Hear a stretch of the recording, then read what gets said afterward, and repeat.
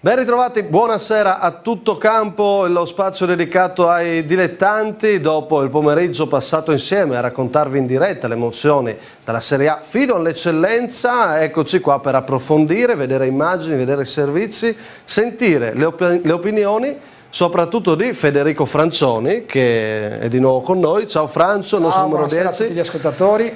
E vicino a lui, ospite di questa puntata, devo parlare di Serie D, di eccellenza, di promozione, ma dovrà parlare del suo Porcia che oggi non è andata benissimo, mister Attilio da Pieve. Ciao mister. Buonasera a tutti.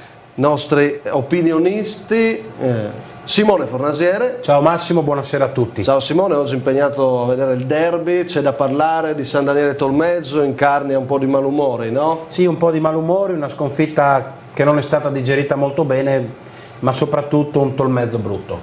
Sì, ne parleremo. Altro derby, lo ha visto mister Stefano De Agostini. Buonasera mister. Buonasera. Stiamo parlando del derby Pordenone-Sacilese, vinto dal Pordenone 1-0. In diretta oggi abbiamo visto, mostrato a voi da casa, chi guardava la nostra trasmissione, il gol di Berzotti, questo giovane del vivaio che decide la sfida con la Sacilese. E la Serie D adesso parla di Giorgione in testa, ma soprattutto Pordenone per quanto ci riguarda, punteggio pieno, vince il derby di misura da grande squadra, vero Francio?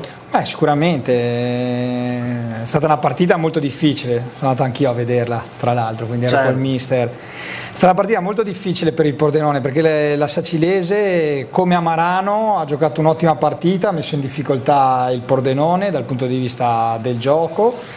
E nel momento in cui l'inerzia sembrava favorire la Sacilese per un'espulsione di Nichele, invece il Pordenone ha trovato subito un gol su una alternativa e la Sacilese non è stata più in grado di recuperare. Adesso io direi Noi avevamo chiamato le difficoltà, no? Volevamo vedere questo Pordenone in una giornata difficile. Oggi è stata una giornata molto difficile perché hanno faticato parecchio, però alla fine sono usciti con 3 punti, 0 gol subiti e ha dato ancora risposte. Sì. Gli anni scorsi le avrebbero perse queste partite, a mio avviso. Quest'anno potrebbe essere l'anno giusto, davvero. Continuità, insomma, il Pordenone vince, 12 punti, fra poco siamo pronti per il servizio. Dobbiamo parlare non solo dei neroverdi, c'è la favola positiva dei neroverdi. Pordenone vive il suo momento importante, il suo momento magico. L'altra situazione invece negativa è quella della Triestina che perde in casa con l'Este 1-0.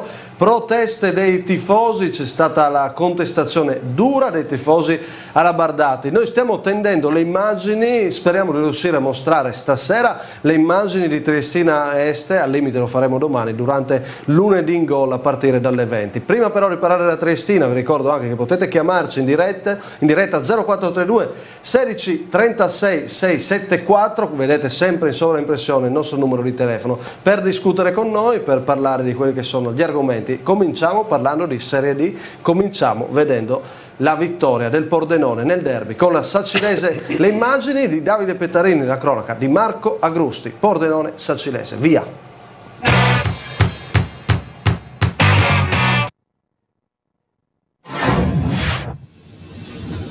Benvenuti a Pordenone Sacilese, 90 minuti in apnea, è il primo derby per Mauro Gironelli sulla panchina della Sacilese, ne ha giocati tanti invece Carmine Parlato che però affronta la sua prima volta sulla panchina del Pordenone, mentre c'è la Sacilese che prova in attacco però sbaglia. Attenzione perché però c'è Paladin, con il destro Paladin, Careri la mette a fil di palo, la prima grande occasione per la Sacilese, il destro di Paladin, ci è arrivato con la manona Careri. Perché adesso c'è il derby, il pallone subito in profondità, sul secondo palo arriva Baggio che rimette al centro, pericolosissima la Sacilese, Barrichello sul primo palo, pallone lungo di Mattia Elige per Nichele, esce male Balzichetto, non c'è fallo anche se protesta, è in piedi la panchina del Pordenone, li manda tutti a sedere Parlato, va Baggio con le mani, indecisione tra Careri e Nicolini, è arrivato alla fine Barrichello a mettere il pallone di testa fuori. Subito Berzotti per Zanardo, c'è campo, contropiede del Pordenone, Zanardo può prenderselo tutto il campo, parte il destro di Zanardo, è debole, arriva Bazzichetto, 22 secondi, primo squillo del Pordenone nel secondo tempo, fa spazio Fracaro fra le linee, Fracaro prova al sinistro, pallone rimpallato ha fischiato però l'arbitro, rosso diretto per Matteo Nichele, è andato sicuro Vingo, l'arbitro pisano, rosso diretto Pordenone in 10, cambia la partita, quinto minuto, forse un colpo di Nichele, un po' di confusione, poi Fracaro in posizione di tiro, Fracaro perde l'attimo, poi lo ritrova Fracaro, il pallone è buono per Fabbro e la Sacilese va in vantaggio, ma c'è fuori gioco di Fabbro, Paladin lungo per Fabbro, poi pallone bene buono per Barrichello, cosa ha sbagliato Barrichello, incredibile, ha sbucciato il pallone a 1 metro da Careri, fischia l'arbitro, parte Zubin col destro, pallone scende Bazzichetto, cosa ha preso Bazzichetto? Si è allungato come Careri sullo stesso palo, calcio di punizione di Zubin, parte il calcio d'angolo in questo momento, primo palo, Berzotti di testa, Berzotti che esordio in un derby pazzesco, Berzotti, primo gol in maglia neroverde, Pordenone in vantaggio in 10, una favola quella di Berzotti, 1-0 al Bottecchia sul primo palo e poi sotto la curva Berzotti, non lo conosceva nessuno, segna un gol nel derby, il Pordenone è avanti in 10 uomini, poi Grion che sbaglia in area di rigore, poi decide di rialzarsi l'arbitro, era finito a terra un giocatore della Sacilese, si trattava di Fracaro, sta arrivando adesso la segnalazione del recupero, ma il pallone ce l'ha ancora il Pordenone, con il destro di Berzotti, il pallone sfiora il palo e va sul fondo, ma è un'altra paratissima di Bazzichetto, ed è finita, finisce qui il derby, lo vince il Pordenone con una straordinaria prova di carattere, in 10 uomini decide Berzotti, è nata una nuova stella al Pordenone, il suo primo gol lo fa nel derby, sono 12 punti in 4 partite, il Pordenone vola, un saluto da Marco Agrusti per FVG Sport Channel, alla prossima. Allora, vediamo se ci siamo con audio e immagini, ok. Parliamo del carattere del Pordenone, mister De Agostini, o della nuova stella del Pordenone, se vogliamo già battezzarla così, Berzotti? Di cosa parliamo? Possiamo parlare di tutte e due le cose.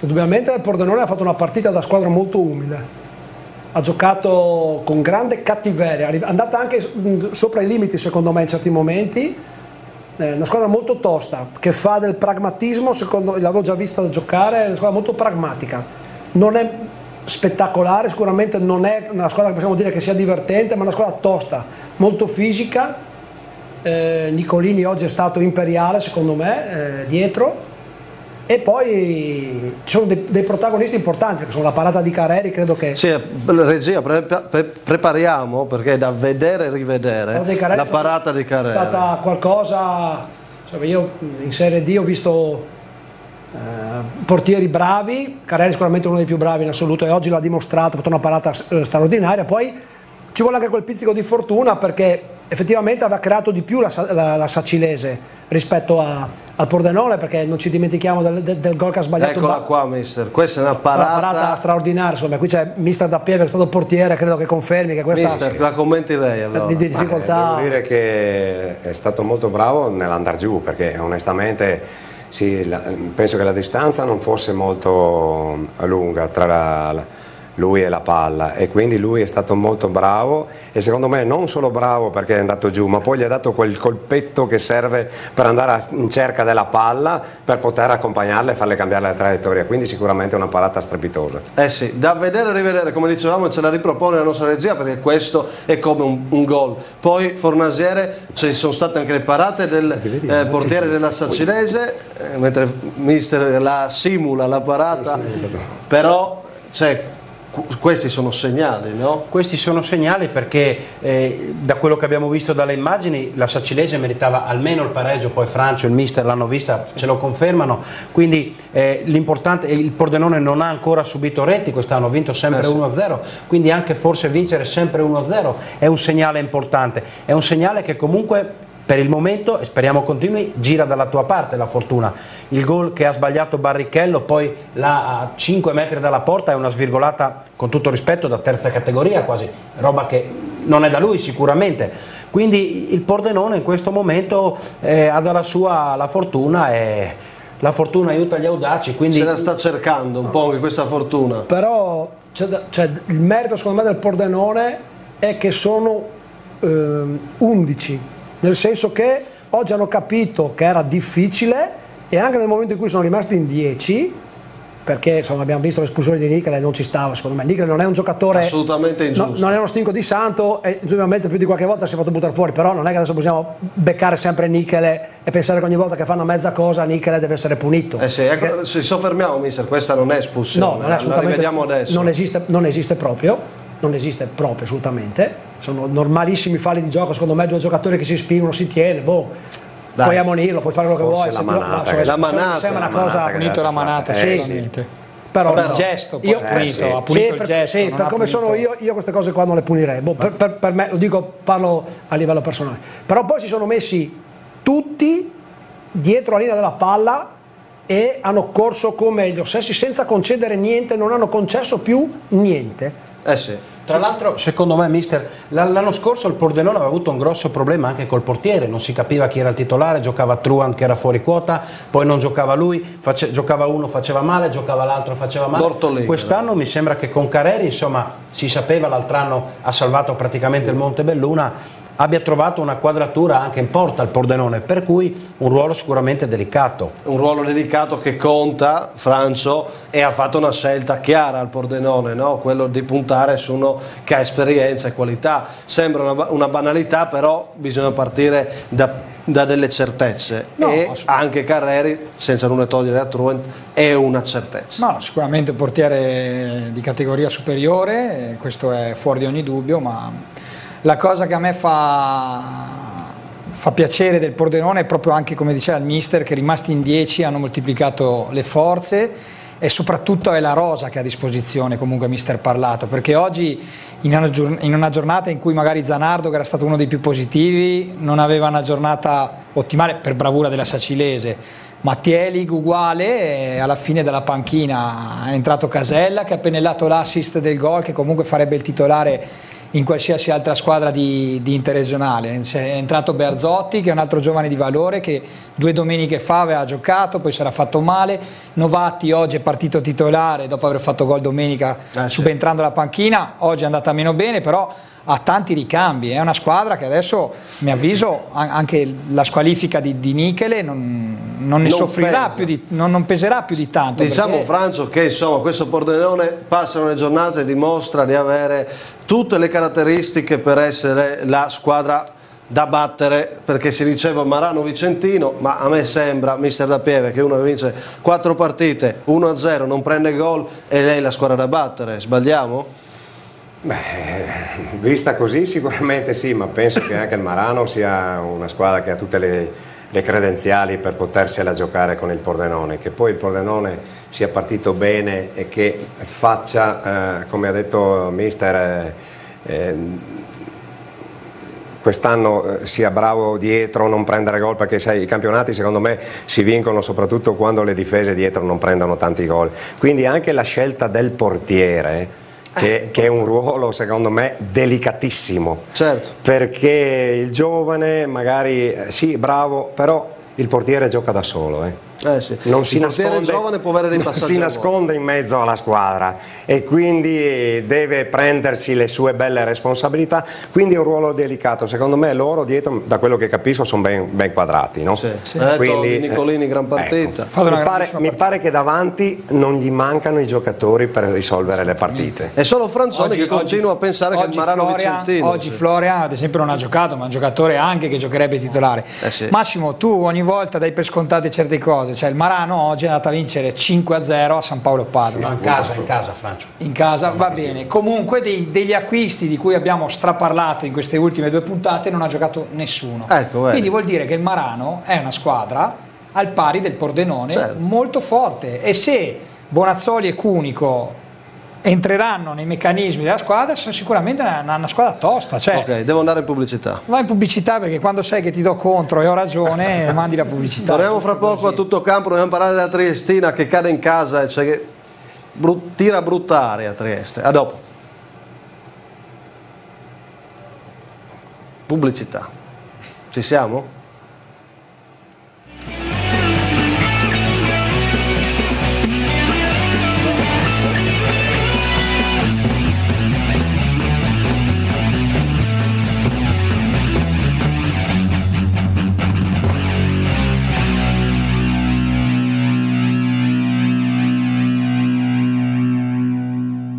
Eccoci qua, ben ritrovati, stiamo parlando di Serie D, stiamo parlando di questo Pordenone che vince da punteggio pieno, oggi ha vinto contro la Sacilese. Mister Agostini, la sua ex squadra, come l'ha vista? Perché insomma non riesce a trovare continuità, ma sempre si dice che faccia delle buone prestazioni, anche oggi tutto sommato, no?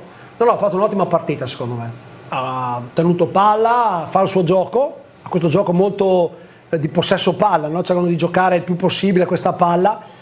Se devo trovare un difetto, oggi forse le due punte esterne, sia Fraccaro che Barrichello, non avevano la loro miglior giornata. Non hanno fatto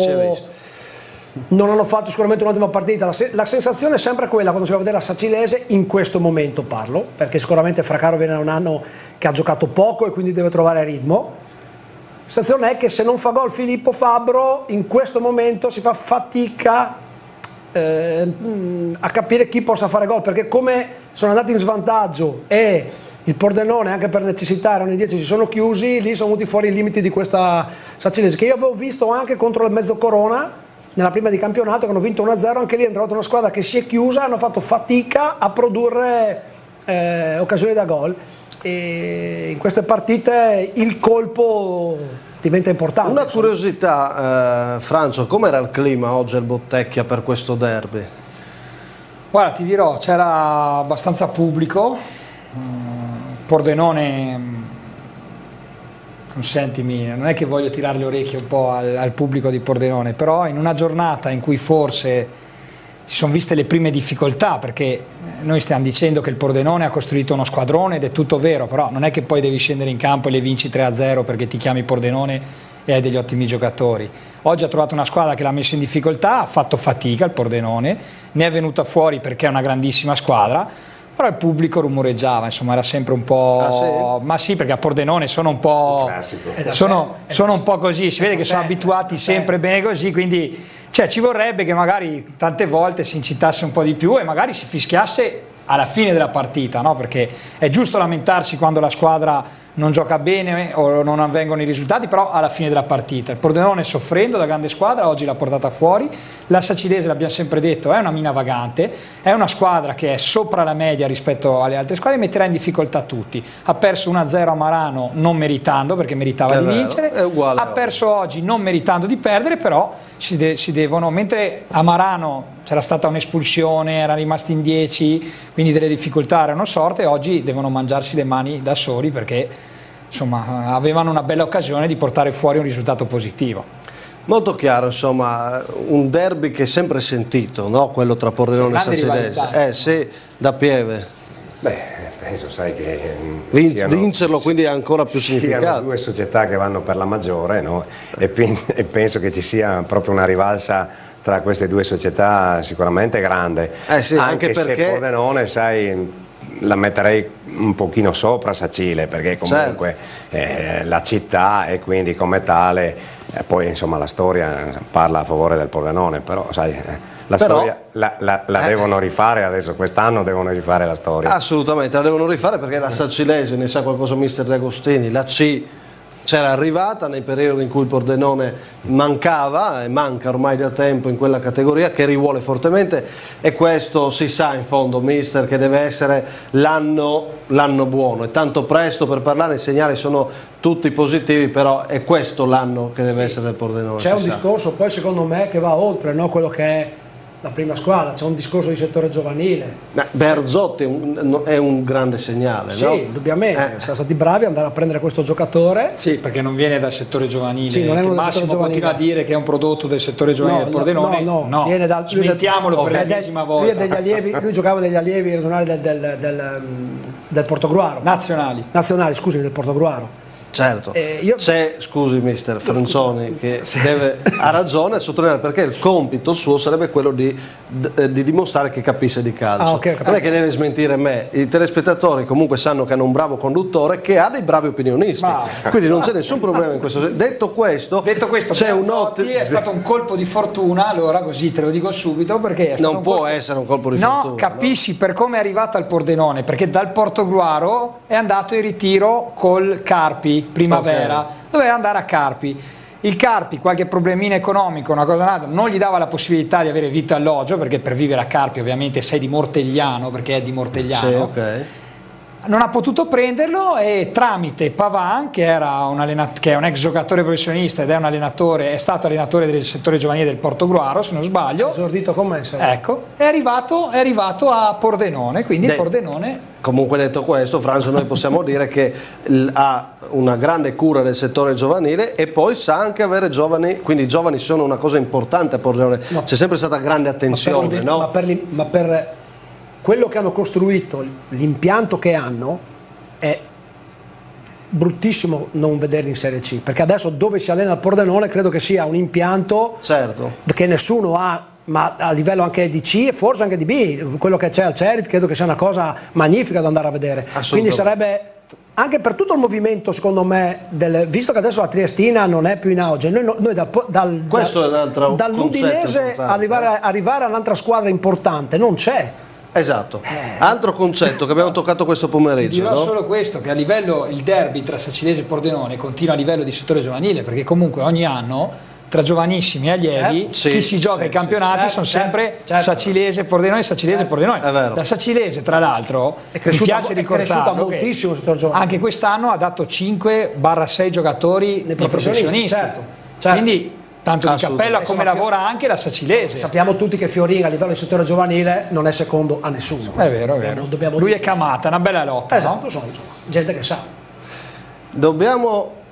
Mi segnalano una pubblicità, ma no, adesso di nuovo, li smettiamo. No, non è possibile. No, adesso ci vediamo un altro derby. Tamai San Vitese, 0-0, poche le occasioni, le riprese di Matteo Sabadini, il resoconto nel nostro servizio. Vediamo l'altro derby.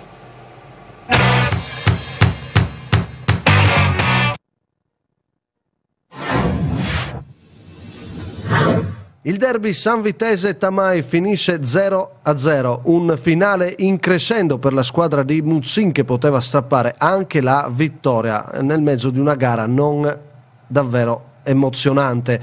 Si vede subito il neoacquisto Motta arrivato in casa del Tamai, un po' pochino al suo esordio, tutto in questo tiro parato facilmente da Peresson.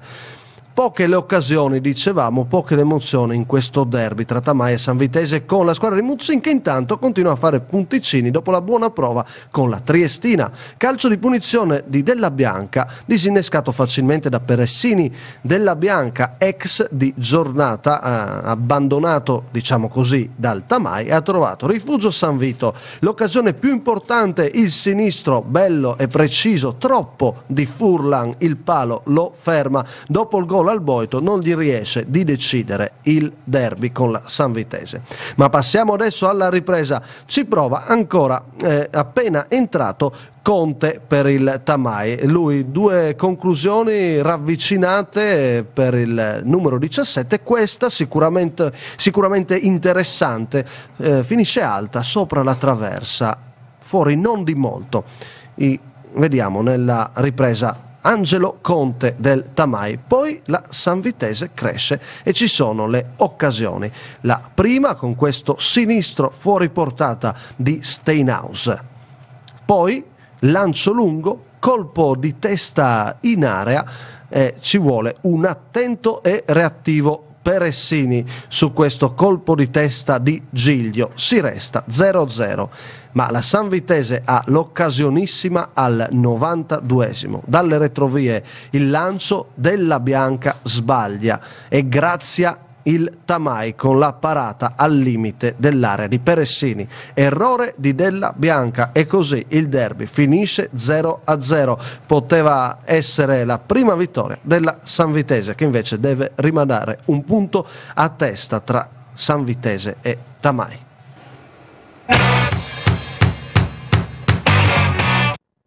Il Tamai lo abbiamo visto anche in Coppa col Pordenone, Francio. Non ingrana ancora la squadra di Birtic.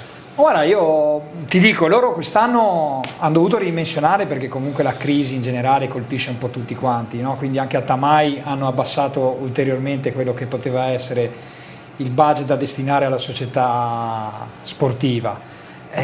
Secondo me sono partiti un po' in sordina, poi sono accorti magari di aver fatto qualche errore, entro martedì scorso, che era l'ultimo giorno di mercato, hanno corretto cambiando altri 4-5 giocatori, quindi secondo me il Tamai lo si vedrà fra 2 o 3 settimane. E poi adesso c'è Motta lì, è stato prima, adesso Motta diamogli tempo. È un grandissimo giocatore, ha fatto categorie importanti, ma come abbiamo detto l'altra settimana, non è che esistono i giocatori che boom, li butti dentro, saltano 4 uomini, vanno in porta, cioè non è così, quindi anche lui dovrà inserirsi, dovrà trovare comunque la condizione fisica, perché alla fine non gioca una partita vera da un paio di mesi, ma sicuramente sarà un giocatore che tornerà utile a Mr. Birtig. Però hanno perso Cima, che ha avuto qualche, mi sembra, battibecco in società, no? In settimana. Cima è un altro bravo, secondo me.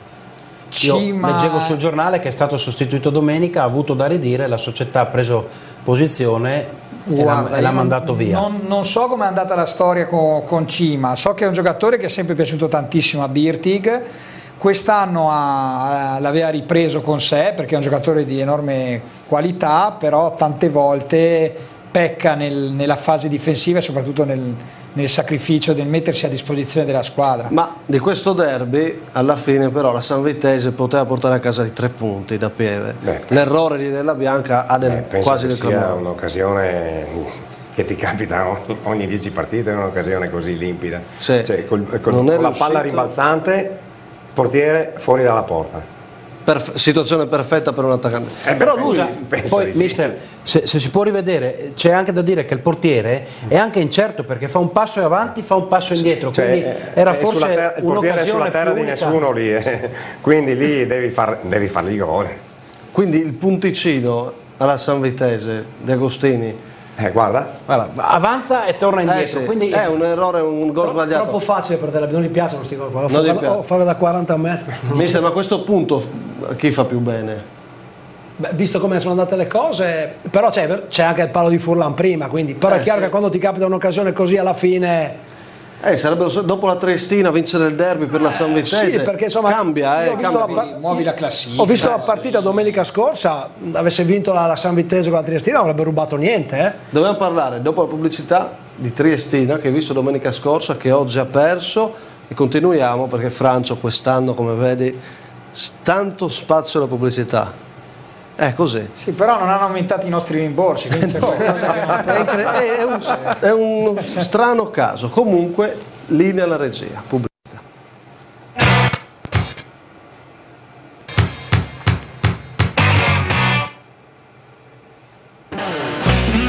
di solito, no? Quando ti va a parte il cazzo non ti vedi che non...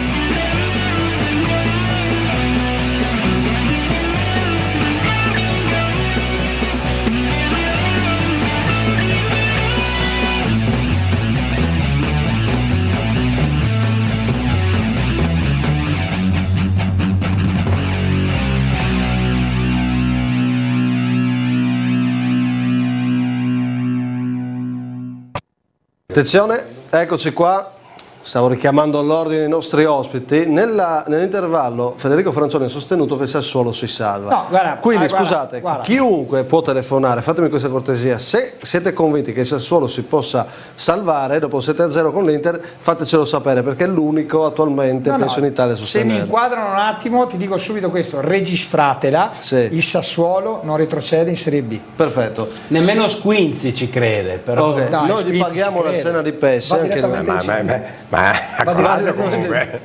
Dai, ma è quando perdi 7-0 che bisogna dire queste cose qua, che la pensi. Io lo penso veramente che il Sassuolo si salva. Di Francesco l'hanno esonerato? Ma non lo so, non mi interessa. Io ti sto dicendo che alla fine del campionato il Sassuolo sarà salvo. Ti faccio un'altra domanda, perché abbiamo 2 allenatori e adesso parliamo pausa, torniamo a parlare di Serie D dopo che stiamo tenendo le immagini della Triestina, parliamo di eccellenza e poi parliamo della promozione con Mister Da Pieve. Non posso chiederlo a loro, secondo te cominceranno fra quanto gli esoneri in eccellenza?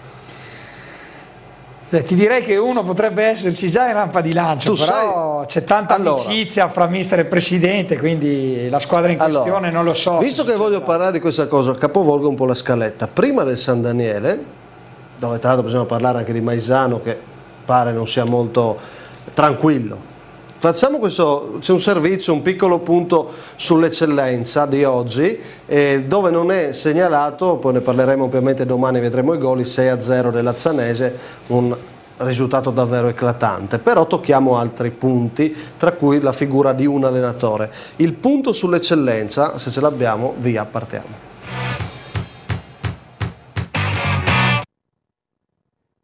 La giornata di eccellenza vede il San Luigi fare i suoi 3 punti, i primi in trasferta, a segno l'ex Vigliani con Lumignaco 2-0 dopo il provvisorio vantaggio di Gerbini, e così per il nuovo San Luigi targato Musolino sono punti preziosi. Non ingrana sicuramente la squadra di Zilli, che non può accontentarsi del gol di Venturini. Nella giornata di eccellenza abbiamo subito le immagini di Chions Gradisca in trasferta, la squadra di Vittore pareggia 0-0, super attacco resta praticamente a secco. Occasionissima al 44esimo per la squadra di Fanti, che potrebbe vincere, ma Candussio salva un gol sulla linea che sembrava praticamente già fatto, e finisce così 0-0. Tra gli altri risultati da segnalare in questa giornata la vittoria della Manzanese col Cras per 2-1, un altro tonfo del Cernis Muzzane, 3 sconfitte consecutive, vince Rivignano 2-0, Rivignano che oggi aveva in panchina Furio Corosu.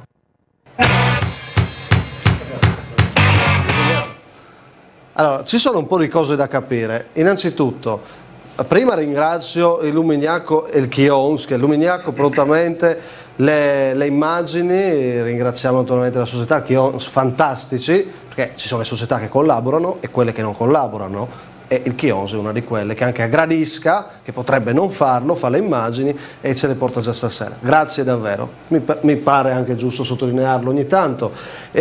Altra cosa, Corosu in panchina a Rivignano, questa è la notizia di oggi. Fabiani fatto fuori? Questo cercheremo di indagare. Fabiani che fine ha fatto? Ho provato a contattarlo, non sono riuscito a sentirlo al telefono, però è certo che oggi Corosu è in panchina. C'è però di mezzo il progetto Giovani Chilometro Zero, che vede Crodroipo, Rivignano che collaborano, ma mi pare che più un progetto giovanile, adesso Corosu abbia anche il progetto Prima Squadra Rivignano. Te lo aspettavi?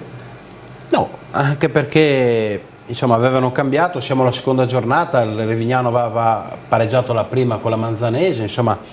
Ma non si è capito se non dovrebbe essere un esordio, probabilmente Fabiani è ancora lì, ma l'allenatore diventa Corosu. Sono cose un po' strane, no Francio? Sì, perché di solito almeno il mister non riescono a capire bene. Quando mi è successo di avere un allenatore esonerato, sicuramente non glielo comunicavano il sabato sera, ecco, questa è una cosa, potrebbe essere. Io racconto quello che so. O magari Fabiani stava poco bene, perché può succedere che uno abbia avuto un problema fisico. Sì, però si sono ritrovati il progetto Chilometro Zero Corosu, usato sicuro, e l'ha messo dentro. Sì, ecco, io non sto bene, dico, mister Agostini domenica, ma venga a fare un giro se ha tempo, no? Più o meno, non so. Facendo questo progetto probabilmente è tesserato per la società, quindi può andare in panchina, credo io. Probabilmente, però il Chilometro Zero usato sicuro sta bene, sì, è navigato. No, quello è un progetto in cui ne parleremo, sicuramente interessante, però la novità è Corosu in panchina, quindi è da scoprire cosa è successo. Però cosa ha fatto Rivignano? Vinto 2-0 col Cernis. Paroni c'ha ragione, allora, vedi? Allora sì. Mister Agostini, lei allenerebbe in eccellenza oppure no? Visto che sarà uno di quelli che qualcuno chiamerà adesso. Beh, sinceramente, se potessi adesso per un paio d'anni proverei ancora a fare la Serie D. Poi è chiaro che insomma, poi si parla di progetto, no? Ma non il solito discorso, che il progetto, adesso parlano di progetto, il progetto è vincere. Se uno vince fai parte del progetto, se si parla di progetto si può andare in qualsiasi categoria, però cose devono essere fatte in un certo modo. Il progetto è una parola importante, ormai è svenduta come andrebbe parola. A Trieste? A Trieste chi non andrebbe anche in terza categoria? Potrebbe essere un nome per la Trieste, io lo voglio qua perché come opinionista, però. Allora, siccome nel calcio l'altra volta parlavamo di meritocrazia che non esiste, tutte queste cose qua, potrebbe essere sia un papabile il mister per Trieste nel caso in cui dovesse succedere. Insomma, nell'esonero di Costantini è abbastanza discutibile. Insomma. Potrebbe anche essere richiamata a Mantova dal suo ex presidente, perché nel calcio se ne vedono di tutti i colori. Mister, comunque io Mantova, avrei il piacere di arrivare fino a dicembre. A me per dire non piace parlare di queste cose, perché sembra che io adesso vengo un po' spesso in televisione, allora sembra che uno viene qua per No, lei viene qua perché io volevo un mister competente. Di queste cose preferirei non... Allora, lei non ne parla, però... Infatti ti mando a Mantova, io vedi cosa ti sto dicendo. Io ti ringrazio. A Mantova fai anche la C2, scusate, neanche dalla Serie D. In eccellenza.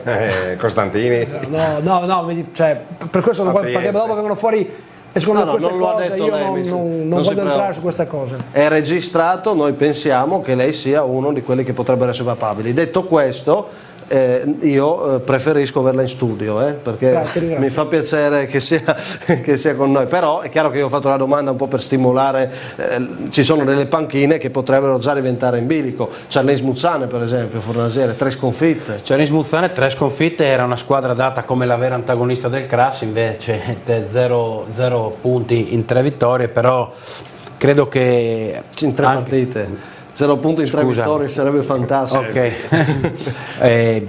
Però anche lì credo che il rapporto sia proprio un rapporto amichevole anche fra presidente e mister, e quindi io credo che ancora sia presto per parlare di esonero. Insomma, io credo che potrà godere ancora di un po' di tempo Zanutta, allenatore da parte di Zanutta. Chiedo agli allenatori però sinceramente, mister Da Pieve, 3 partite, 0 punti, anche in eccellenza dove dovremmo essere un po', dovremmo calare un po' i tori, non parlare di cosa più da professionisti, ma anche in eccellenza un allenatore dopo 3 partite, 0 punti può sentirsi molto in discussione? Ma sai, dipende dall'obiettivo che ha la società, sai, questo è il problema, no? Certo. Se il Charlins come obiettivo ha provare a vincere il campionato di eccellenza, è chiaro che dopo 3 partite se ti trovi con 0 punti è rischio ci sia. Ma tu come allenatore ti faresti qualche domanda, sono in bilico, non sono in bilico? Sicuramente. Mister, certo. anche lei? Sì, indubbiamente. Non c'entra rapporti amichevoli o meno? No, perché poi insomma un conto è l'amicizia, un conto è il calcio, insomma il calcio giocato è tutta un'altra cosa. Insomma. Ma questo challenge però è un punto di domanda dopo questo inizio di stagione, perché possiamo dire che hanno preso 8 gol e ne hanno segnato 1 in 3 partite, sì. Le cose non stanno andando bene, sicuramente tutti quanti un po' ci siamo, giornalisti, soprattutto addetti ai lavori, annunciando che poteva essere la vera antagonista del CRAS. La realtà è che ne abbiamo discusso anche qua, che se groppa un raffreddore cominciano già i problemi davanti, no? La realtà è che la vera antagonista sta dimostrando di essere la mia Azzanese. L'Azzanese secondo me è il Fontana Fredda, Azzanese e Fontana Fredda. Occhio San Daniele, vedremo fra poco. Allora, ci sono squadre che vanno e squadre che non vanno, tra queste ci sono il CRAS ha già perso, tra l'altro. Il CRAS ha già perso. Sì, con la Manzanelli. C'è un grande equilibrio, fondamentalmente la verità... Sì, la verità è che siamo la terza. Questo è il sì, problema. Esatto. Troppo presto quindi per parlare, anche il Lumignaco che non ingrana, Francio? Ma il Lumignaco, ecco, forse il Lumignaco mi aspettavo qualcosina di più, forse anche lì potrebbe succedere qualcosa. Bisogna capire, il mister Da Pieve ha detto una cosa giustissima, bisogna capire quello che era realmente il progetto iniziale, no? Le ambizioni della società. Detto questo, siamo abituati a vederne di cotte e di crude, perché io l'anno scorso mi ricordo di Barel, che comunque è andato a allenare la Maranese sapendo che avevano avuto grandi difficoltà in estate, dicendo no mister, ma tu devi farli crescere, non ci sono problemi di qua e di là. Alla terza giornata, se non sbaglio, è stato esonerato e a dicembre ha rifatto una squadra che partendo dall'inizio avrebbe fatto anche un ottimo campionato. Quindi le chiacchiere stanno a zero. Assolutamente, noi ricordiamo San Daniele 2 anni fa che partì con 5 sconfitte o un punto in 7 partite. 5-6. E poi funzionò, però è chiaro che dopo 3 giornate ci sono anche delle situazioni che non sono proprio perfette. Però scusa se ti interrompo, San Daniele 2 anni fa e Maranese l'altro anno hanno poi rivoluzionato la squadra per salvarsi San Daniele e per rischiare di salvarsi la Maranese, quindi anche il Charlins Muzzane. Però è questione di giocatori a Carlino? Non lo so, però se hanno preso 8 gol in 3 partite, ma guarda che qualche taglio secondo me volevano farlo ma non sono riusciti perché i tempi erano corti, perché martedì si è chiuso il mercato, ma magari qualcuno in uscita c'era, Massimo, te lo posso garantire. Ah sì? Sì, anche nomi importanti. Ah, bene, buono sapersi, non li fai i nomi? No, non è bello perché poi chi è rimasto là magari non lo sa, non è neanche bello. Va bene. Invece possiamo dire che è partita benissimo, abbiamo detto l'Azzanese molto bene, ne parleremo domani vedendo i gol, tanti, troppi forse, questo Muso in difficoltà, è partita bene anche il Gradisca. che abbiamo visto Simone con Candusso che ha salvato un gol che sembrava fatto al 44esimo del secondo tempo. Sì, ha salvato il gol al 44esimo, l'ISM con quel gol sarebbe stata a punteggio pieno con l'Azzanese e il San Daniele, quindi una piacevole sorpresa, anche se ha comprato poco ma ha comprato bene, perché Filippo davanti e Trangoni dietro sono due giocatori che la categoria la conoscono, sono due giocatori che hanno rinforzato la squadra, quindi l'ISM è partita bene, sta bene. Sì, assolutamente. Il San Daniele invece a punteggio pieno, dicevamo, il Tolmezzo ha raccolto un punto finora, ma è già uscita dalla Coppa. In settimana il direttore generale Massimo Quagli ha detto non siamo felici dell'inizio di stagione ma siamo comunque fiduciosi, però bisogna capire che Tolmezzo è dopo questa sconfitta nel derby. Lo facciamo con Simone Fornasiere, però prima vediamo il suo servizio da San Daniele per il derby, i Diavoli Rossi contro il Carni, si finisce 2-1 per la squadra di Bortolussi. Il servizio.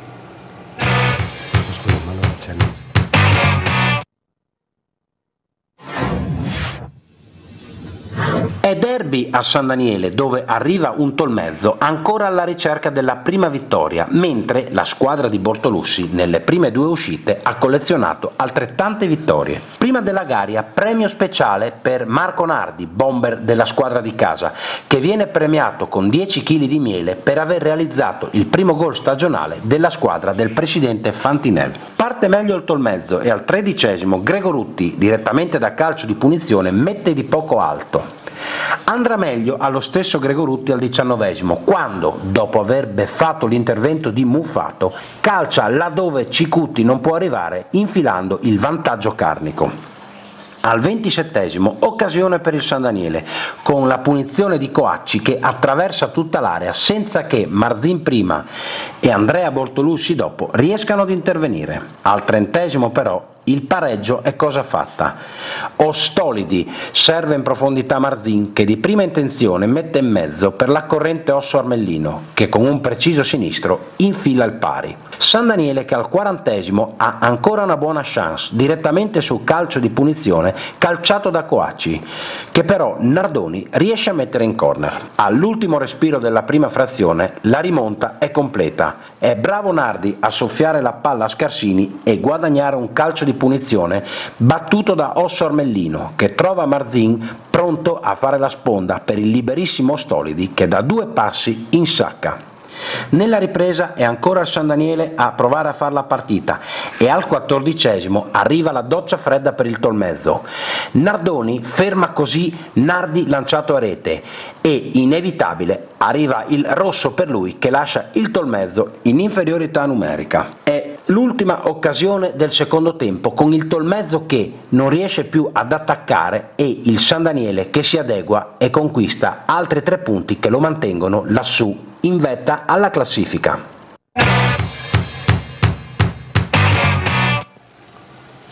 Simone, il San Daniele si è parlato tanto, però alla fine questa squadra è praticamente quella dell'anno scorso, quindi non va assolutamente sottovalutata. No, hanno perso il solo Gallinelli, che avevano perso anche Coacci ma l'hanno ritrovato già da 2 domeniche, che è stato tagliato Monfalcone. Hanno perso Gallinelli là dietro, però hanno preso, forse il Francio, il mister lo conosceranno, hanno preso un difensore centrale, Gressani, che è un 96, che oggi ha fatto molto bene. Secondo me in eccellenza è uno che farà molto bene, è un fuori quota che può, non dico fare la differenza, ma può davvero risultare tra i più bravi giovani dell'eccellenza. Poi hanno ritrovato Coacci, che è un playmaker che davanti alla difesa sicuramente ha le qualità che pochi hanno in eccellenza, e poi oggi non ha fatto gol, però Marco Nardi secondo me è davvero devastante in questo campionato. Adesso anche il miele, Marco Nardi, no? 10 kg. Per andarcene a noi. Ma guarda, veramente Nardini, quando ha visto che ero lì, ha regalato anche a me un barattolo. No, ti dico la verità. Te lo sei portato a casa. Ok, guarda, col miele. Insomma, ci vuole un po' di. Diciamo che per il San Daniele è un periodo dolce. È un periodo inizio dolce, di stagione. Sì. Mister Da Pieve, Bortolussi ha una squadra con tanti elementi positivi. Può guardare, l'anno scorso ha vinto la Coppa Italia, può guardare anche quest'anno risultati importanti, no? Sentito che ha ripreso certi giocatori, qualcosa ha perso. Mi sembra che la squadra l'anno scorso abbia fatto un campionato di vertice, certo, no? forse è stata un po' penalizzata dalla Coppa, perché poi ha proseguito, no? Correre su due fronti, se non hai una rosa abbastanza ampia, penso non sia così semplice. Poi è difficile per i professionisti, pensa per i dilettanti che si devono allenare di sera, magari devono anche lavorare, e quindi secondo me quando devi puntare a un obiettivo ben preciso è bene correre su un solo binario, perché correre su due rischi di deragliare. Sì, però Francio, questa squadra forse ne abbiamo parlato poco, perché ci eravamo troppo concentrati sul, diciamo così, i problemi estivi. L'abbiamo ritrovata forte tanto quanto un anno fa? Ma sicuramente, perché alla fine, nonostante appunto i problemi estivi, tranne Gallinelli sono rimasti tutti quanti, quindi è una squadra rodata, squadra da vertice questa qua. È una squadra che si conoscono bene, giocano da 3 anni insieme. Parliamo sempre del direttore, che secondo me è molto bravo, Rocco.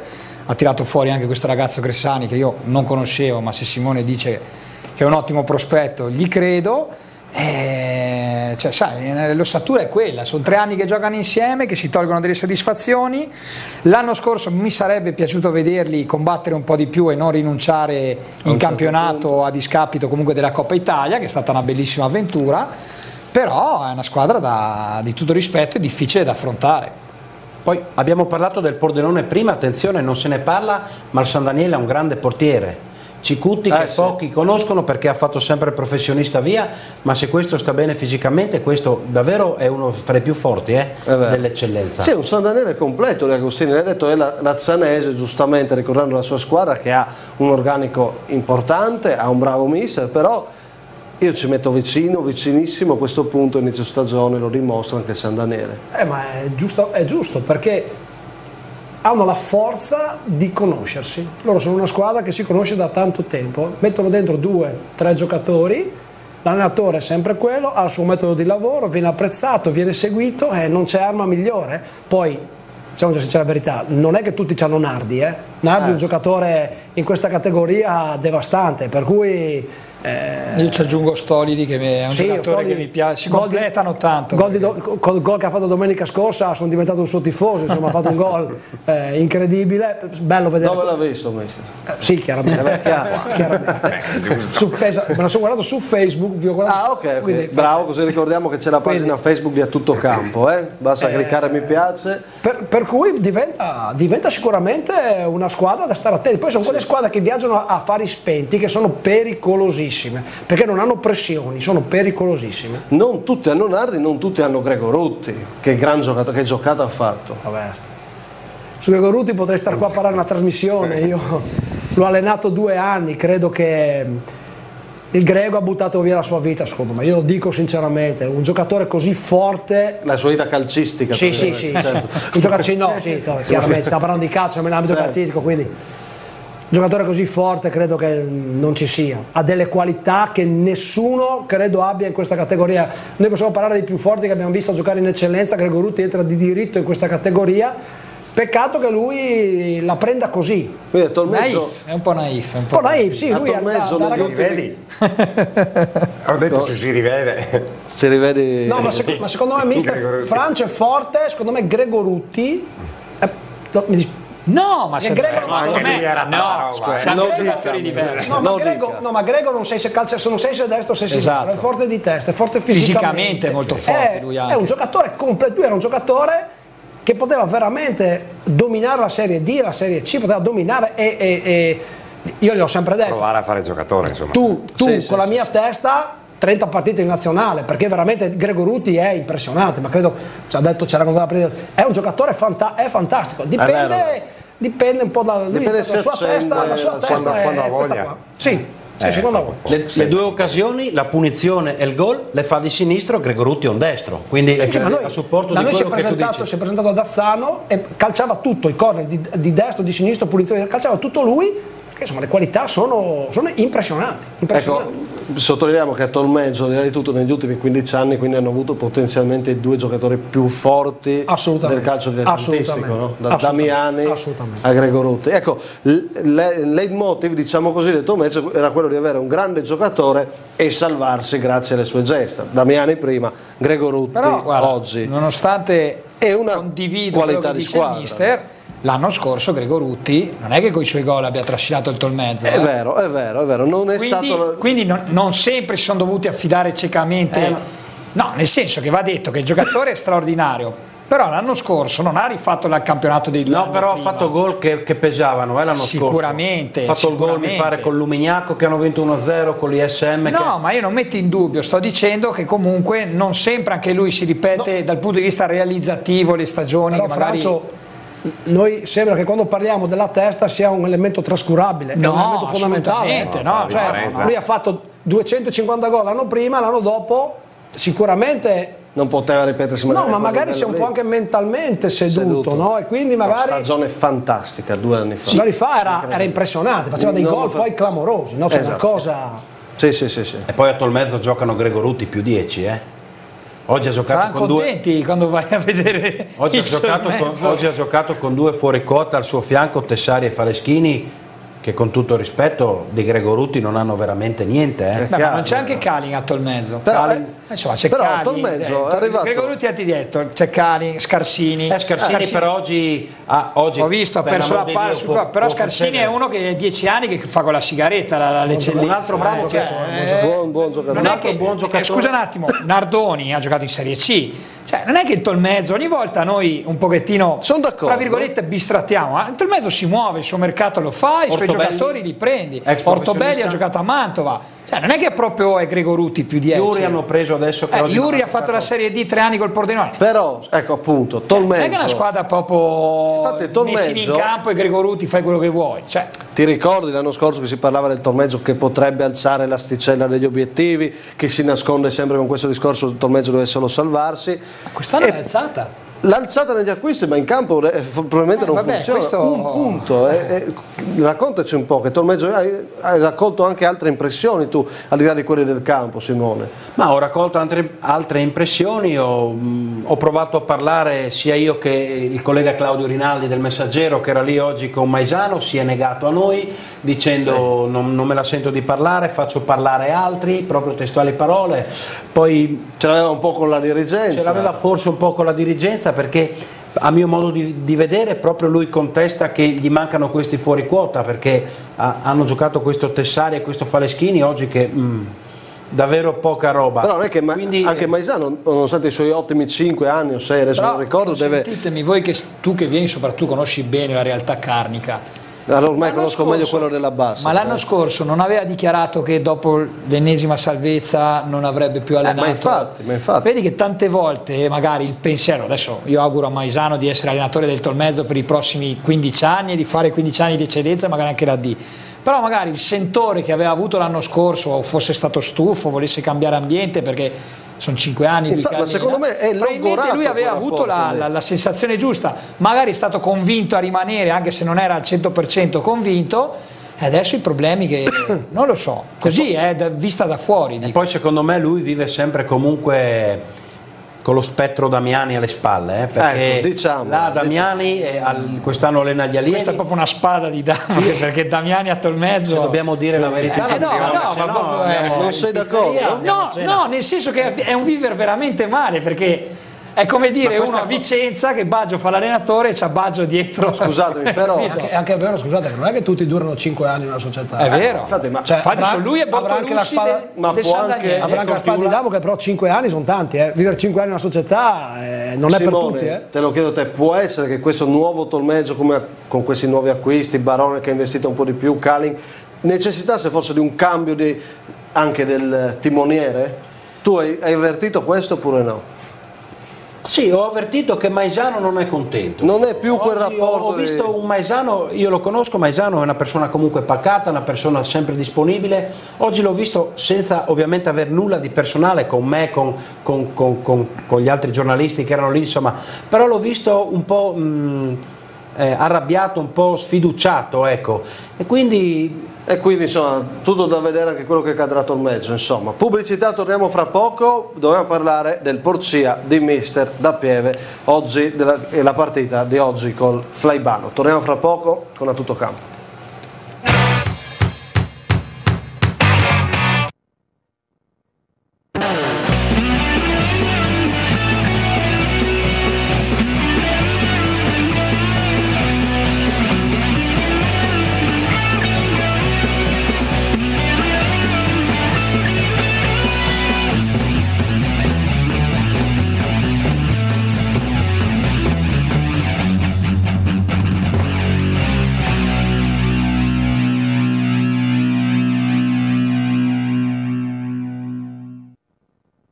Abbiamo parlato di eccellenza, fra poco ci concentriamo sulla promozione. Ultima battuta con Fornasiere, però abbiamo parlato del torneggio di San Daniele, mi dici però questo torneggio, quindi se è solo un passaggio a vuoto, che sensazione hai tu di questa squadra però?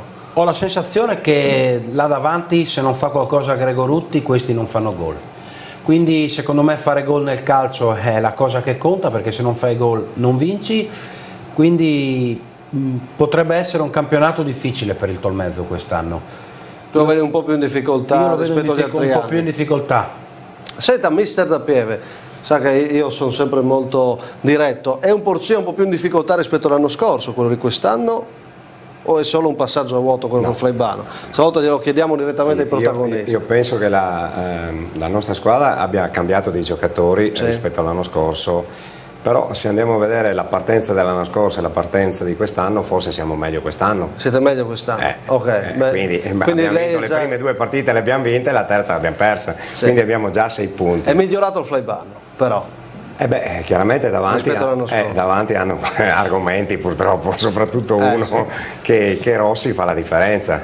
Ecco, abbiamo le immagini. Quindi lui ha la capacità di tutto quello che tocca, diventa oro. Mister, questo è lui? Che hai preso? No, ha preso un autogol il mister qua.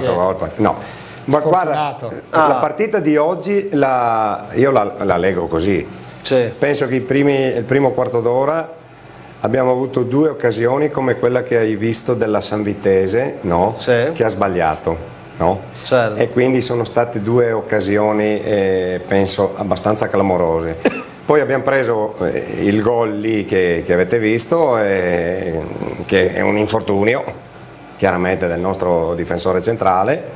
Qui è una furbata di Rossi secondo me, la vedi talmente bene, e secondo me l'arbitro ci è un po' caduto, però non ha nessuna importanza. Mister, diciamo quindi che questo signore qua davvero in questa categoria sposta tremendamente gli equilibri. Sì, hai visto i 2 gol, il rigore se l'è cercato, no? Anche se secondo me doveva leggerla prima, era un po' in ritardo, quindi è arrivato con tutto il corpo sulla palla, basta che parta una frazione di secondo prima, arriva direttamente sulla palla prima dell'attaccante. Però mister, è vero, parlavamo prima, diceva Francioni, ci sono giocatori che non è che arrivano e cambiano, però Max Rossi attualmente a Flaibano lo sta facendo, no? Sì, quindi sai, secondo me un giocatore come lui è classico giocatore che mette situazioni positive anche su tutti gli altri compagni, perché sanno che con questo giocatore in qualsiasi momento la partita la possono vincere,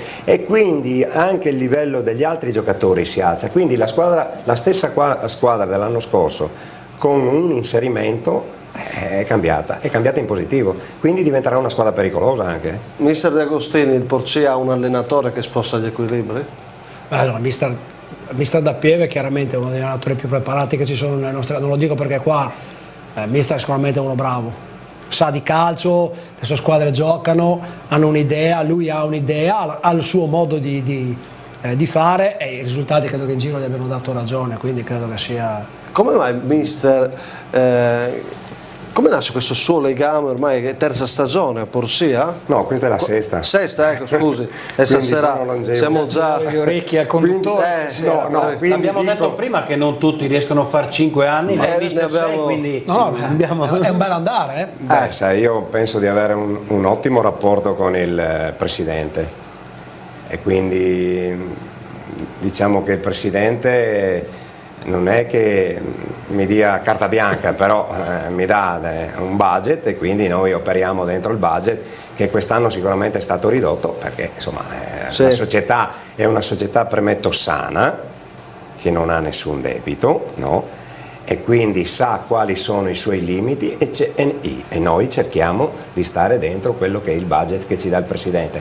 E quello che mi dispiace è che magari, sai, tutti gli anni dobbiamo un po' stravolgere la squadra, anche se devo dire forse per me è un vantaggio, perché cambiando i giocatori è più facile trovare argomenti e motivazioni sia per me sia per i giocatori, perché tu quando stai tanti anni con la stessa squadra, infatti sono partito dalla seconda e siamo andati fino in promozione, abbiamo fatto l'anno di promozione e abbiamo fatto bene. poi io non avevo naturalmente più niente da dare a loro e loro non avevano più niente da dare a me, di conseguenza era giusto fare un ribaltone e cambiare la squadra è cambiata, siamo partiti non tanto bene l'anno scorso, poi abbiamo trovato il quadro giusto e la squadra ha fatto un girone di ritorno notevole. Sì. Quest'anno purtroppo per motivi X alcuni giocatori sono andati certo. Tra l'altro ti dirò che il mister l'anno scorso ha allenato e ho visto che gli ha insegnato bene un ragazzo che è andato a Tamai. Sì, ragazzi, io ho un giocatore che non conoscevo, Hagan, sì, questo è che è un ragazzo dell'86 di colore, che l'ho visto nelle amichevoli estive in Coppa Italia, quindi ancora diciamo che Birtig non ci ha messo le mani perché è appena arrivato, quindi per come sta in campo e per come gioca in 2 categorie sopra, guarda, ti dico, giocatore, bravo il giocatore, bravo il mister che comunque... Secondo me questo giocatore ha la qualità massimale del centrocampista, gioca 2 tocchi. Sì. Questo Semplice. gioca 2 tocchi, semplice, va in cerca della palla, la sa, è uno bravo a cucire, dove secondo me manca è nella giocata lunga. Sì, non ha Ecco, quella forza. Ecco, e però la sua grande forza, secondo me, e lui non è mai tagliato fuori dalle traiettorie di passaggio, lui lo trovi sempre al posto giusto nel momento giusto, quindi sa fare benissimo. Ha impressionato fino. Guarda, ti dico, veramente sembra che legga prima cosa sta succedendo. Un giocatore presente. Ti guarda, la partita di Coppa Italia l'hai visto anche tu, Massimo. Cioè lui in fase difensiva, in fase d'attacco c'è sempre, e poi secondo me ha una grande forza, secondo me, io non lo conosco, ma deve avere una conoscenza dei propri limiti incredibile, perché non fa niente di più. Ma è una pagina più del libro, è vero? La semplicità. Fantastico. Ma giocare in mezzo al campo è bello, Ma nonostante il fisico, poi è un fisico non... Domenica, che io ero a vedere Monfalcone Tamai, con Carli, prendevano a Carli e ne prendevano a lui, che Carli è 1,96 m. No, di testa, cioè ha una forza esplosiva, da fermo, rimbalza questo. Ma da dove l'avete preso? Dal Porcino. Se dovessimo parlare della sorpresa dell'inizio campionato, lui è nettamente la sorpresa dell'inizio campionato. Devo dirti la verità che però secondo me Nadine non ci credeva. Nadine, gli ho detto portalo, perché tanto non ti costa niente. Se non vi piace, lo mandate via, dov'è il problema? Ha perso giocatori. Non penso. Però ha perso insomma anche un buon portiere, il Porcia, ha perso Roman del Prete, diciamo che vabbè, insomma, sono aveva fatto benino insomma l'anno scorso. Abbiamo perso anche Vendrame, quindi abbiamo perso i 2 attaccanti quindi, davanti. Per questo secondo me la differenza la fanno gli attaccanti in tutte le categorie. Vendrame in questa categoria è sempre in tutte le categorie. Sempre però ascoltami, io a questa squadra e a questo gruppo ci credo, quindi questo è un gruppo che sta lavorando per diventare squadra. Io le chiedevo, mister, in virtù di questa assenza, se questa poteva essere una stagione più difficile per questo. Detto questo, mister, però lei penso che abbia sempre la mira in alto anche quest'anno, provare ad arrivare ai playoff come ogni anno? Nella vita secondo me bisogna puntare sempre al massimo, giusto. Quindi, perché poi si ottiene il minimo, se punti al minimo magari retrocedi, hai capito? Quindi dico che ci sono le prerogative per fare un ottimo campionato. Sai cosa? Dobbiamo recuperare secondo me un giocatore come Sirigu. Perché questo che ha giocato oggi ha giocato e ha giocato anche bene, poi si è infortunato, fatalità, no? È un giocatore che può alzare la nostra asticella, perché sul piano della qualità, assieme a Gaiarin, no? Che ritengo che sia un altro giocatore che per questa categoria possa fare la differenza, no? Senza nulla togliere a tutti gli altri che ho, no? Però chiaramente questi 2 giocatori da metà in su possono essere molto incisivi. Certo. E quindi noi aspettiamo che Luca Sirigu... Qual è la squadra più forte della promozione Girone A, mister? Quest'anno, potenzialmente? Guarda, se voglio fare un dispetto a un amico, dico il Torre. Ok. Perché Claudio così si tocca, no? Oggi il Bannia ha vinto 3-0, però, incredibile inizio del Bannia. Ce l'abbiamo noi sabato, questo mi preoccupa un pochino, se devo essere sincero. Però penso che il Torre, perché comunque davanti sono ben messi, no? E poi è una squadra che gioca da tanti anni insieme, quindi come diceva il mister prima, hanno messo 2 innesti, un difensore centrale mi sembra molto bravo e Roman del Prete davanti, no? Sì, esatto. Poi penso il Cordenons, perché insomma il Pordenone davanti penso che abbia un organico di prima scelta.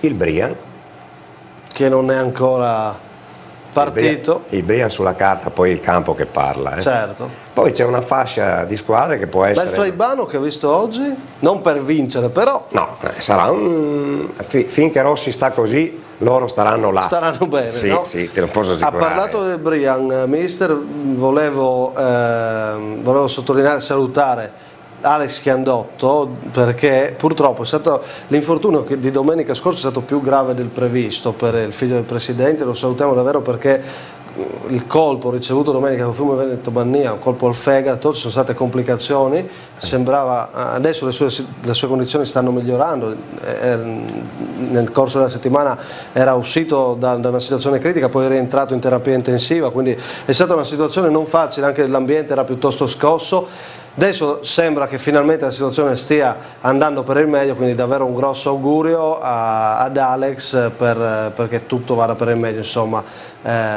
dopo questo brutto infortunio, più grave del previsto da quello che erano le sensazioni dopo quel colpo col Fiume Veneto Bannia. Noi ci fermiamo per l'ultima pausa, poi andiamo a chiudere perché abbiamo le immagini della Triestina e chiudiamo parlando di quello che è l'argomento negativo di giornata, ovvero la Triestina che perde viene contestata fra poco.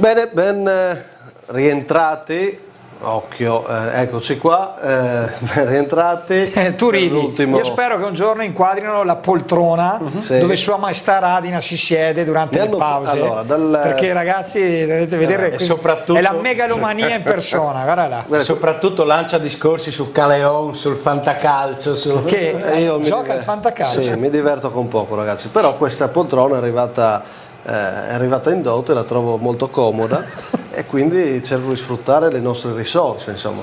Però quello che è arrivato è uno studio nuovo, ormai siamo da un mese che andiamo avanti, avete visto, studio nuovo, scenografia nuova, e questa è la cosa più importante.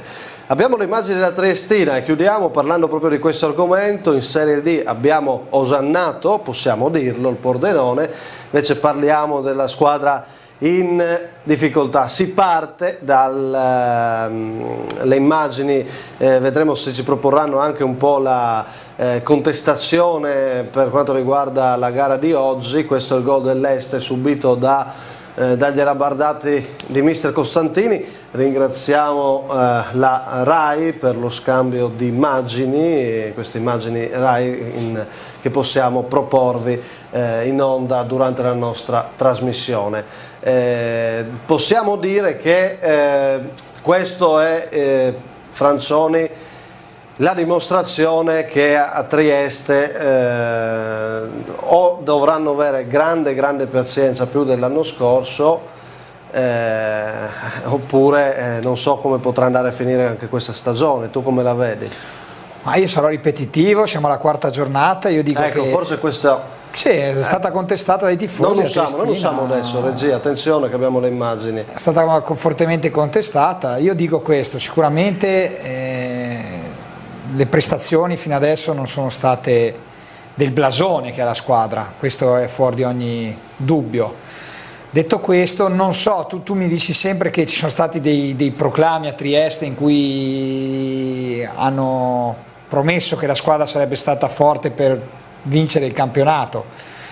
La verità è che sono partiti in ritardo, tuttora la squadra continua a essere un cantiere aperto, perché all'ultimo giorno di mercato, martedì, è arrivato Sessler, è andato via Taddeucci, che inizialmente in estate sembrava dovesse essere il bomber principe di questa squadra.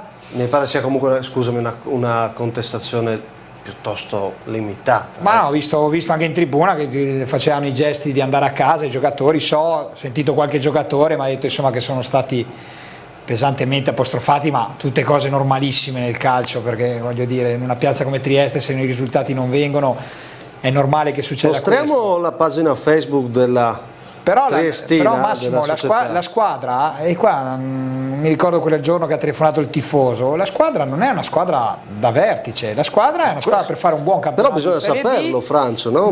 Io pensavo che fosse chiaro, io l'ho sempre detto da quando mi sono seduto qua. Il fatto che poi continuino a mettere giocatori dentro vuol dire che si rendono conto che è un cantiere aperto, che stanno facendo le cose. Però Franz, facciamo un ragionamento, intanto la regia è pronto, c'è anche una telefonata, adesso ci colleghiamo.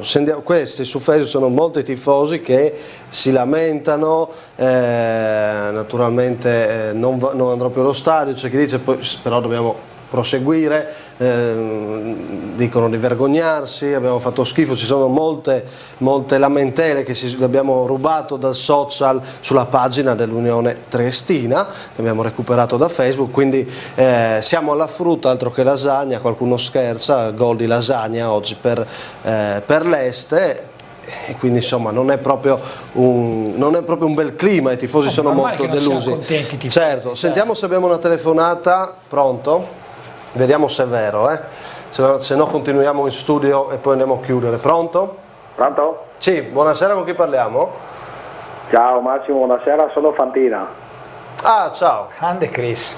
Cosa ha fatto oggi il Trieste? Ho chiamato, abbiamo pareggiato 1-1 con la Pro Romancia. Ah, ok. Va bene così. Sì. Ho chiamato solo per complimentarmi per la trasmissione. Grazie. Per salutare te, per salutare Francio. Grande. Che ormai secondo me fa parte dell'arredamento qui. Esatto. E salutare mister De Agostini. Ciao, e gli altri due ospiti. Ciao. Chris, quando vuoi sei benvenuto a fare compagnia in arredamento con Francioni, saremmo molto felici di ospitarti. Guarda, il numero di telefono ce l'avete ormai perché mi hanno chiesto il numero di telefono, quando vuoi vengo fuori volentieri, anche per il dopo trasmissione però. Va bene, adesso ti farò vedere una clip fra poco dove parliamo di chioschi. Sì, ma non farmi vedere la clip del cucchiaio che ho sbagliato lì. No. Te l'hanno messa come sigla, Chris, te l'hanno messa come sigla del programma, ti rendi conto? L'ho visto che l'hanno messo in sigla. Però Chris, è una grande giocata, però è stata una risposta pirotecnica. Vabbè, bisogna rischiare nella vita, insomma. Certo. Se faccio gol sono bravo, li ho sbagliato e sono stato un poglio. Pensa che comunque tu sei sempre stato lodato e hai dato modo di vincere come miglior parata un ragazzo giovane dell'Areanese. Vediamolo in questo modo, dai. Sì, è vero. Grazie Chris. Buona serata. Ciao Chris. Ciao. Ci ha telefonato un gran giocatore. A proposito di talenti. A proposito, un altro giocatore che fa la differenza. Esatto. Che quando... A me qualche partita mi ha fatto diventare veramente male. A me più di qualcheduna, perché talento smisurato. È un altro giocatore che secondo me un po' meno mattacchione, se mi consente questo termine qua, avrebbe fatto ben altra carriera. Assolutamente. Perché... Morale, stiamo parlando della Triestina, mister De Agostini, abbiamo visto il gol che ha subito, parlavamo di contestazione, però il punto è, lei conosce la Serie D, ha fatto una squadra di un certo tipo perché secondo me vuole provarci, lo slogan dell'abbonamento dice noi ci siamo, con la lettera C ben in evidenza, quindi lo scopo è quello, mister, però bisogna chiedersi, questa squadra, i tifosi la contestano, ma è una squadra che può competere con le grandi della Serie D, lei che conosce la categoria? Oggi ha giocato contro una squadra che secondo me è più forte di lei.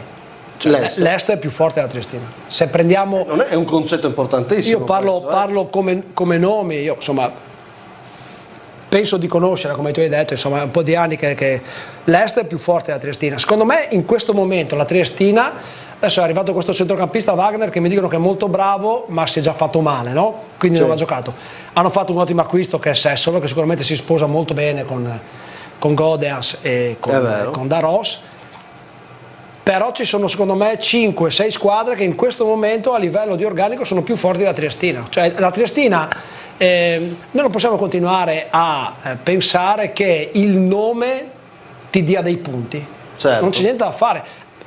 In questi anni il Pordenone, che ha sempre avuto delle squadre di un certo tipo, non ha mai vinto il campionato. E infatti, avviso la regia che sforiamo leggermente, Fornasiere e Costantini, parlavamo di allenatori, un inizio così, male in Coppa, male in campionato, dovrebbe essere convinto della sua posizione? Ma bisogna capire quali sono i progetti che lui e la società hanno concordato, insomma, perché se l'anno è di transizione può andare bene, se l'anno è, come dice la campagna abbonamenti, noi ci siamo, va un po' meno bene. Va un po' rivisto. Ha sbagliato parecchio nell'ultimo anno, anno quasi. Già non aveva convinto ampiamente l'anno scorso in eccellenza, l'aveva persa col Monfalcone, insomma, quando era subentrato aveva fatto bene, ma non benissimo. Quest'anno è partito maluccio. Quindi potrebbe... oggi questo pomeriggio Mattia Pertoldi dice innanzitutto in un progetto non si può, questo pomeriggio dice non si può, parole sue, portare che l'allenatore porta il direttore sportivo.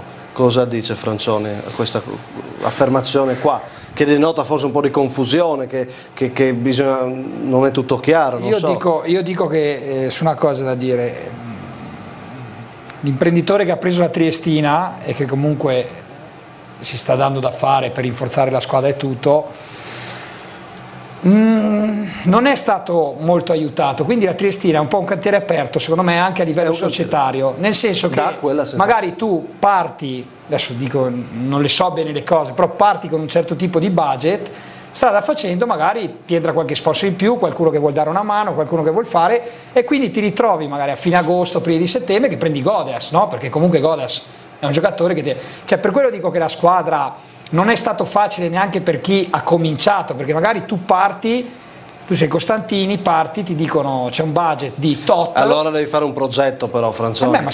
Non l'hanno fatto, perché hanno fatto spesa, certo, come capitale. Sicuramente il progetto non è fattibile se non sai quanto avrai di budget, se non sai chi può entrare a darti una mano a livello societario, cioè ci sono tante componenti che devi capire a Trieste. Sì, però Francio, tu sai che è vero che hai un budget ridotto, ma è chiaro che a parità o a meno uno piuttosto che andare a Tamai, con tutto rispetto, va a Trieste per il blasone, per lo stadio dove gioca. Però sono partiti molto tardi, e nella conferma di Costantini, che è avvenuta abbastanza in là col mercato, capito? La conferma di Costantini, e l'aver preso il direttore sportivo che l'hanno preso dopo Costantini, perché adesso non è che l'allenatore ha portato il direttore, però è arrivato dopo la riconferma dell'allenatore. Il direttore è arrivato dopo che comunque la società aveva già confermato 10 giocatori dell'annata precedente, quindi si è trovato anche lui ad aver già certi tipi di discorsi fatti. Dopo c'è il direttore sportivo, c'è anche un direttore generale che mette parola, che è l'avvocato Vidal. Non è facile in una piazza come Trieste, dove giustamente i tifosi si aspettano tanto. Tu parti in ritardo e questo è quello che succede. Comunque lo analizzeremo, è giusto anche parlare di una società che punta a fare bene, anche l'allenatore non me ne voglia, e in questo momento bisogna metterlo in discussione. Non sta facendo non l'allenatore. Prima di chiudere prepariamo le due clip finali. Il torneo di Flambro, vi ricordo che noi mercoledì a Flambro c'è un torneo di calcio giovanile dedicato alla memoria di Lauro Toneatto, campione di quella zona che giocò nei professionisti. Torneo di calcio giovanile, ci sono le finali. Eccolo qua, ci sono le finali a Flambro, partecipano Pro Gorizia, Ancona, Udinese e Bearzi. Queste sono le 4 finaliste, giocheranno per il terzo e quarto posto la finalissima dalle 19, poi la finale alle 21 in diretta su FVG Sport Channel. A partire dalle 19 appunto saremo lì a Flambro per seguire questo torneo. Queste sono le immagini delle semifinali che abbiamo raccolto, però poi tutta la partita in 90 minuti a partire dalle 19 vi aspetto mercoledì, e vi aspetta la società del Flambro per seguire questa gara. L'ultima clip che Francioni l'attende davvero con ansia è l'appuntamento che ritorna coi chioschi dalla prossima settimana. Guardiamo e poi ci salutiamo. Vediamo. Sì, ma...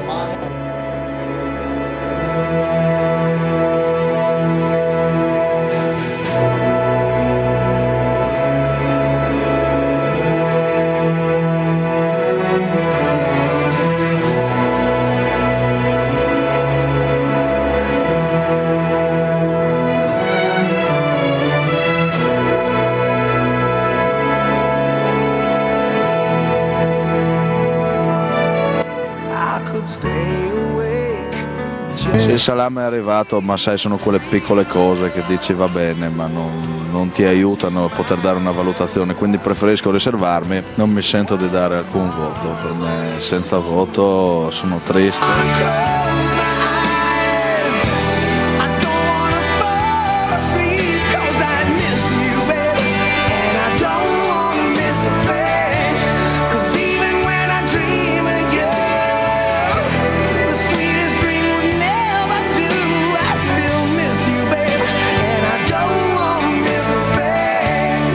complimenti come ogni volta a tutti coloro che si danno da fare nel mondo dei dilettanti per rendere gradevole il dopo partita. Guida ai chioschi. Siamo al chiosco. Guida ai chioschi, saremo al chiosco di Chions, ma al di là di tutto c'è una partita bellissima, Chions-Zanese, sabato ne parleremo, ci saremo con le nostre telecamere e poi c'è Magrini, ritorna al chiosco e tutti lo Però devo fare un appello, se Magrini rifà la rubrica dei chioschi deve mangiare e bere come sempre. Oggi lo ha detto, una giornata, ogni miglior dietologo lo dice che può strafogarsi, perfetto, parole testuali. Perfetto. Quindi userà questo appuntamento. Va bene, ci siamo divertiti, abbiamo parlato tanto, abbiamo anche sforato, mi perdonerete, per una puntata importante. Domani alle 20 riepiloghiamo tutto, vediamo tutte le immagini con Lunedì in Gol alle 20. Grazie a Federico Francioni. Ciao Francio. Grazie a te Massimo. Adesso andiamo a mangiare una pizzetta, no? No, dopo le promesse del Sassuolo volevo dire che in questo momento il Milan perde, Sassuolo a -4 dal Milan. Bravissimo. Sì, ma noi abbiamo detto a fine campionato, no stasera. Vabbè, lascialo. Grazie ad Attilio da Pieve. Grazie. Grazie Massimo, buona serata a tutti. Ci tengo a ringraziare anche il Porcia che fa sempre le immagini, oggi è proprio qua anche Mirko Fadelli che è sempre davvero attento nell'aiutarci e collabora, ci fossero società come voi. Grazie mister, grazie a Simone Fornasiere, grazie a te, grazie a mister De Agostini, grazie a te, grazie a tutti i ragazzi in regia, ci vediamo domani ore 20 con Lunedì in Gol. Per questa sera è tutto campo torna domenica prossima. Grazie a tutti, buona serata.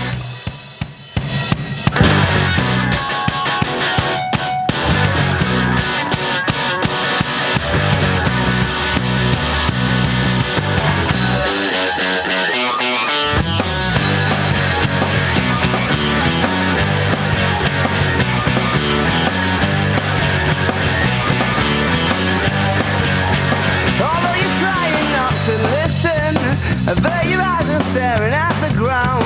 She makes a subtle proposition. I'm sorry love, I'll have to turn you down.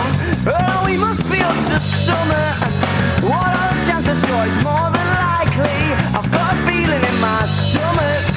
I start to wonder what his story might be. What his story might be. Yeah, 'cause they say it changes when the sun goes down. Yeah, they say it changes when the sun goes down. And they say it changes when the sun goes down. Around here, oh.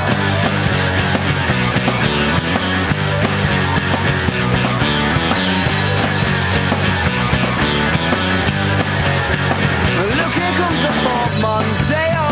Isn't he Mr. Inconspicuous? And he don't even have to say oh. She's in the stands ready to get picked up.